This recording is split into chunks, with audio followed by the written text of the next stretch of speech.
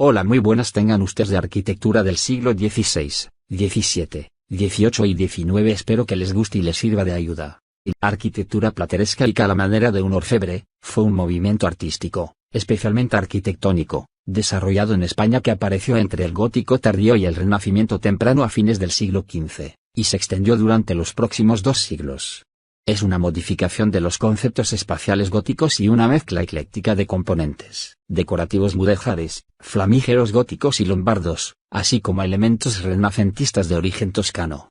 Características del plateresco en arquitectura. El estilo se caracteriza por fachadas adornadas decorativas cubiertas con diseños florales, candelabros, festones, criaturas fantásticas y todo tipo de configuraciones. La disposición espacial, sin embargo, es más claramente de inspiración gótica. Esta fijación en partes específicas y su separación, sin cambios estructurales del patrón gótico, hace que a menudo se clasifique como una simple variación del estilo renacentista.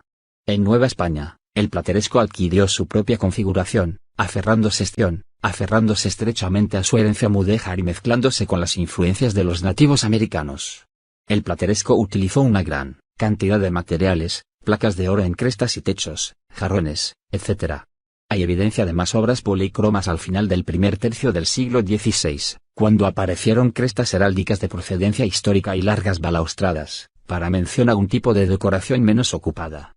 La proliferación de la decoración para todas las superficies arquitectónicas condujo a la creación de nuevas superficies y subespacios, que a su vez fueron decorados profusamente, como nichos y adículas. Arquitectura barroca la consolidó en el siglo XVII en Italia y Francia y luego se expandió hacia el resto de la Europa. La arquitectura barroca floreció entre finales del siglo XVI y mediados del XVI. El estilo arquitectónico que surgió en Italia pronto se extendió al resto de Europa y en el siglo XVII, el estilo barroco español, también conocido como churrigueresco, llegó a América Latina. Inicialmente utilizada para expresar el triunfo de la Iglesia Católica Romana sobre la Reforma Protestante, el estilo arquitectónico más tarde también se usó como una demostración visual del régimen absolutista en forma de palacios magníficos. Los edificios barrocos se construían para glorificar ese poderío absoluto de los primeros reyes católicos de la historia. Características comunes de la arquitectura barroca mantuvo la simetría de la arquitectura renacentista. Columnas torcidas, muchas veces solo decorativas y no de soporte como en la antigua Grecia y Roma. Abundan las líneas curvas más que las rectas. Detalles de decoración altamente ornamentados. Sensación de movimiento en las formas. Torres y cúpulas o domos. Abundancia de ventanas. Edificios, estructurados en amplias naves. Ilusiones ópticas. Integración de la arquitectura y la pintura. Interiores decorados con magníficos frescos en cielos rasos y muros. Arquitectura de neoclásica, también conocida como neoclasicismo, surgió a mediados del siglo XVIII como reacción al rococó. Derivado de la arquitectura palladiana, las obras del neoclásico tienen características y referencias a la arquitectura clásica romana y griega. El neoclasicismo se ocupaba de la lógica de volúmenes clásicos enteros, a diferencia del revivalismo clásico, que tendía a reutilizar partes clásicas. El nuevo gusto por la simplicidad antigua representaba una reacción general a los excesos del estilo rococó. La arquitectura neoclásica prosperó en los Estados Unidos y Europa, con ejemplos de obras que ocurren en casi todas las ciudades importantes. En particular, la ciudad de San Petersburgo construyó una gran cantidad de edificios con características de estilo neoclásico bajo el reinado de Catalina I. Del mismo modo, la arquitectura británica llegó a estar dominada por el neoclasicismo a principios del siglo XIX, con el trabajo de arquitectos como Robert Adam y John Soane. Características de la arquitectura neoclásica. Las características de la arquitectura neoclásica incluyen en sus obras la simplicidad de las formas geométricas, la gran escala de los edificios, los detalles griegos, particularmente dóricos, las columnas dramáticas y las paredes en blanco. Al hacer hincapié en la simplicidad de la pared y su plana, así como la separación de los elementos, el estilo neoclásico fue visto como una reacción a los excesos más lujosos de rococó. Las proyecciones y recesiones más planas tenían diferentes efectos, y sobre la luz y la sombra, y los bajorrelieves escultóricos eran más planos y a menudo enmarcados en frisos, tabletas o paneles.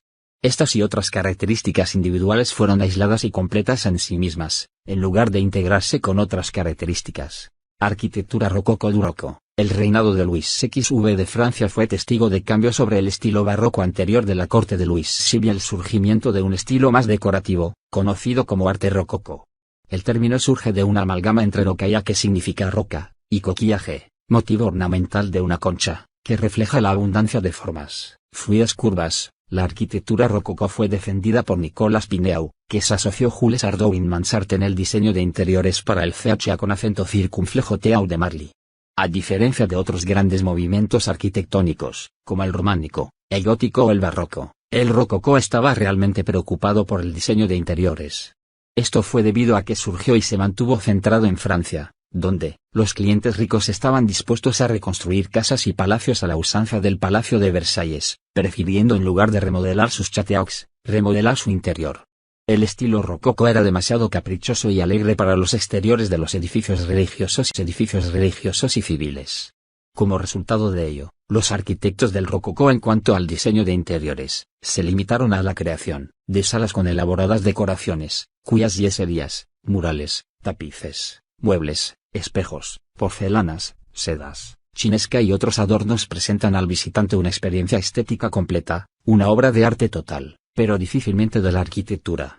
Ejemplos de arquitectura rococó: Palacio de Sanssouci. El palacio fue obra del arquitecto Georg Wenceslaus von Knobelsdorff, y fue construido, entre 1745 y 1747 como residencia privada del rey Federico, donde pudiera relajarse lejos de la pompa y la ceremonia de la corte de Berlín. Esta circunstancia es patente en el mismo nombre del palacio. Sanssouci es un término francés que puede traducirse como sin preocupaciones, simbolizando que el palacio era más bien un lugar de descanso que un centro de poder. El arte rococó fue arrastrado por la Revolución Francesa, al igual que todas las costumbres reales, y más adelante por el neoclasicismo, que anunció un retorno a los valores y estilos clásicos, más acorde con la época de la Ilustración y la razón. Para los seguidores del Ancien Régime, el rococó es sinónimo de delicadeza, alta cuna, elevada cultura, refinamiento y nociones de diseño que no muchos poseen, un estilo propio de una clase privilegiada. Arquitectura academicista, hace referencia al estilo que fue enseñado en la Escuela de Bellas Artes de París, Francia. Resulta de una instrucción férrea y estricta de la Academia Royal de Arquitectura y luego de la revolución de la Academia de Bellas Artes. Se caracteriza por un protocolo específico a seguir en la aplicación de la misma en las construcciones. Esta escuela influyó enormemente en la arquitectura de los Estados Unidos. Se imprimieron códigos estéticos y continuó sin modificaciones importantes hasta 1968. Un aspecto que marca esta arquitectura es el uso de recursos artísticos tradicionales establecidos como regla de la Academia de Bellas Artes relacionados con el tratamiento de la luz, el color, la perspectiva, el dibujo, entre otros. En esta corriente arquitectónica se defendía la posibilidad de la enseñanza de la creación artística, por medio de normas comunicables, desechando la idea del genio movido por la inspiración divina o por la intuición y talento individual. Asimismo, se rompe con la visión de arte como artesanía. Por lo tanto, el academicismo huye del realismo naturalista, es decir, de los aspectos más desagradables de la realidad. Así, esta arquitectura iba dirigida al gusto aristocrático y seguía los ideales y principios de las clases dirigentes. Por lo que, casi todos los arquitectos de ese entonces, valorados en la actualidad, tuvieron alguna formación de tipo académico. Así, en la década de los años 1970, al revisar la historia del arte, esta postura revalorizó el concepto defendiendo el academicismo como creación sujeto a reglas y gustos preestablecidos. Arquitectura virreinal. También es conocido como novohispano o arte de Nueva España. Fue, inicialmente, un reflejo de los ideales político-religiosos característicos de la tradición europea inserta en los territorios de América. Durante el siglo XVI los frailes habían construido maravillosos conventos, y durante la centuria posterior serán las monjas las que ocupen esta primacía. El sistema conceptual y estructural del barroco constituyó a lo largo de todo el siglo XVII, y en especial en la segunda mitad, una línea de pensamiento que permeó prácticamente todas las actividades vinculadas con la cultura y el arte en la Nueva España. Floreció en este siglo ya que fue el de mayor solidez política y económica del virreinato, una vez concluida la conquista espiritual y material. No solo las bellas artes tuvieron un florecimiento único, también las llamadas artes menores o suntuarias como la platería y la cerámica. El barroco es la continuación al manierismo italiano que prevalece durante la primera mitad del siglo XVI. Si el manierismo comienza a usar los cánones clásicos con artificiosidad, el barroco que le sucede abandona la serenidad clásica para expresar un mundo en movimiento y agitación. Arquitectura porfiriana. Friato tuvo una gran influencia francesa aunque es considerada ecléctica, es decir, recupera varios estilos, las corrientes de las escuelas de bellas artes europeas, el Art Nouveau, elementos prehispánicos. Estos últimos se incorporaron a la arquitectura como una moda debido a los importantes hallazgos que realizó el arqueólogo Leopoldo Batres, sobre todo en Teotihuacán. Los motivos prehispánicos pronto fueron utilizados en la construcción de los pabellones mexicanos que participaban en las exposiciones internacionales. El desarrollo de la arquitectura abarcó dos corrientes, los últimos años del romanticismo, que se reflejaba también en otras artes, y el modernismo. El mayor ejemplo de la arquitectura del régimen fue la transformación de la Ciudad de México. El gobierno y la oligarquía porfirista apostaron por una arquitectura monumental que era posible ver en las casas particulares, grandes comerciales, cafés, edificios públicos y en los teatros. La ciudad transformó su paisaje urbano en torno al desarrollo de una serie de colonias donde se edificaron importantes mansiones, Santa María la Ribera, la Guerrero, en la cual se proyectó el Panteón Nacional aunque nunca se llevó a cabo, la San Rafael, la Cuauhtémoc paralela al Paseo de la Reforma, la Juárez, la Roma y la Condesa. Fue el tiempo de los bulevares, con amplios camellones y vistosas arboledas. Era el reflejo de la modernidad europea en la Ciudad de México. Al igual que en otros ámbitos, economía, empresas, inversionistas, a México llegaron arquitectos de distintas nacionalidades, franceses, belgas, italianos, ingleses y estadounidenses. Entre los más destacados se encuentran Adamo Boari, Émile Bernard, Maxime Roysin, Silvio Contri, Ernest Brunel. También hubo arquitectos mexicanos, la mayoría de ellos se había formado en el extranjero, o fueron discípulos de los extranjeros en la Academia de San Carlos: Manuel Ortiz Monasterio, Bernardo Calderón, Ignacio Marquina, Federico Mariscal. Los más destacados sin duda fueron Antonio Rivas Mercado y Emilio Donde.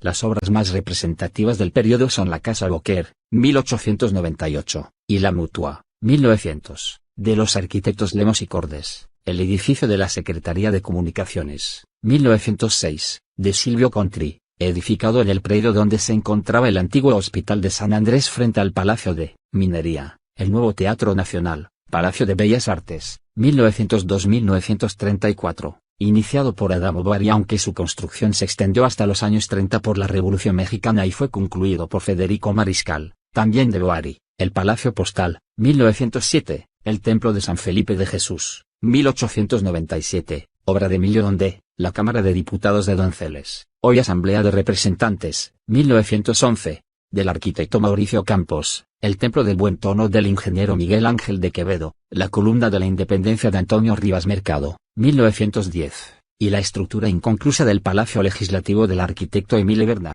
hoy Monumento a la Revolución,